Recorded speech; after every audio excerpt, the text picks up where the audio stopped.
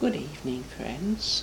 God bless you. God bless you. It is a joy to come into your circle again, because in making this link with Earth, we feel that there is some good being done.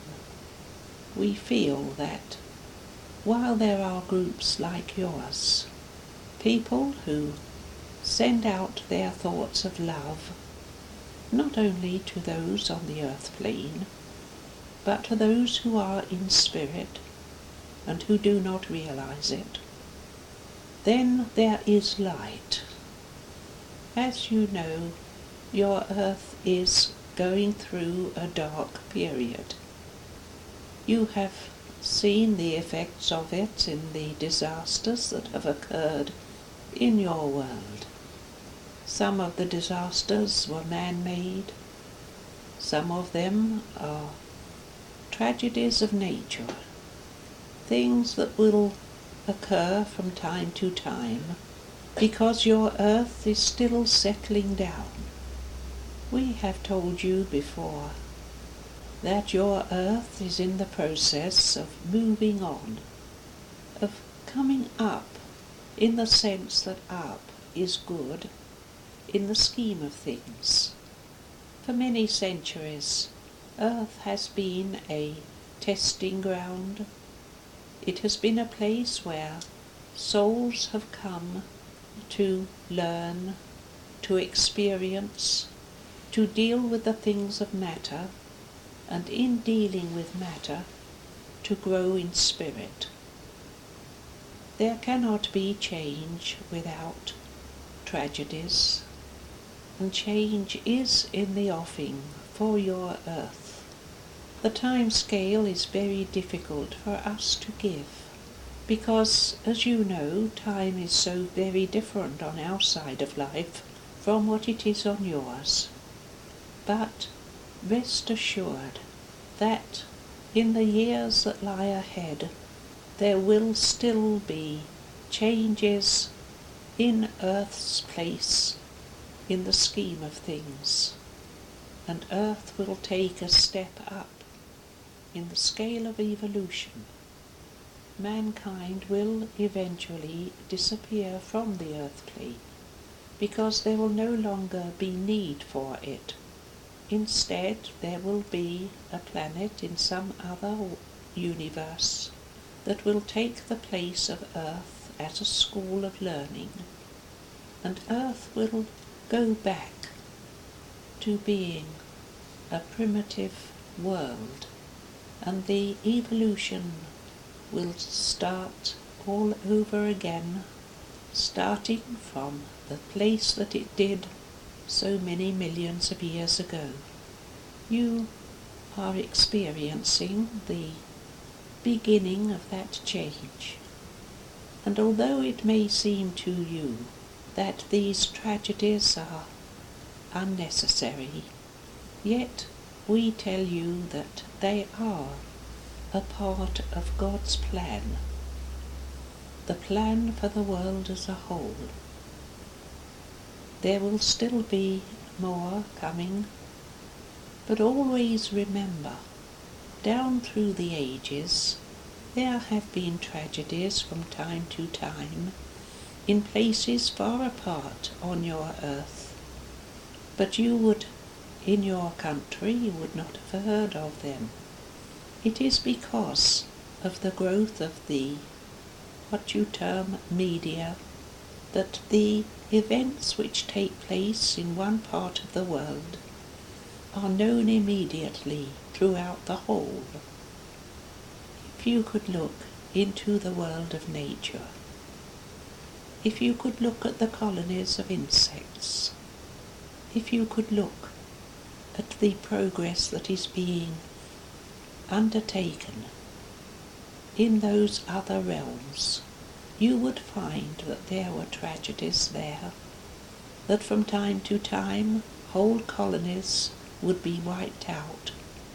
Disease can be rampant throughout the world of nature, even as it is in the human world. But in the whole scheme of things, inevitably everything that has life, everything that has soul, everything that is a part of spirit, will eventually move to spirit, and in moving there it will have achieved the purpose of its existence. We could try to tell you of the various plans that are taking place, but a lot of them you would not understand, because soul is an essence that is untranslatable into your language. You are confined by what you know. Your scientists are pushing and pushing into the realms of the unknown, trying to gather more and more knowledge. But that knowledge is of no use to anyone unless they can understand what lies behind it. Knowledge for the sake of knowledge is an empty thing. Knowledge for the sake of finding something that will be of help, either in your world or in ours, is very, very valuable. And yet if there weren't these men and women dedicated to seeking the unknown, there would be no progress, both in a material and in a spiritual sense. As you know, all mankind is on a journey, a pilgrimage, a trek that will take them eventually to union with God. But that is so far in the future that it is impossible to contemplate.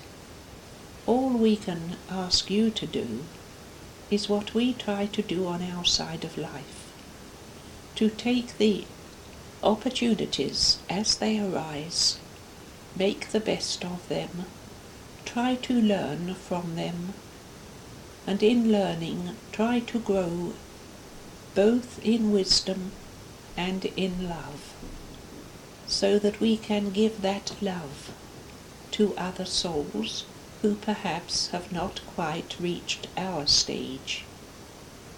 You know that it is because we love you that we come back from time to time to speak with you, and it is because we are loved in our turn by those who are ahead of us that we make progress on the other side of what you call life. But life is eternal.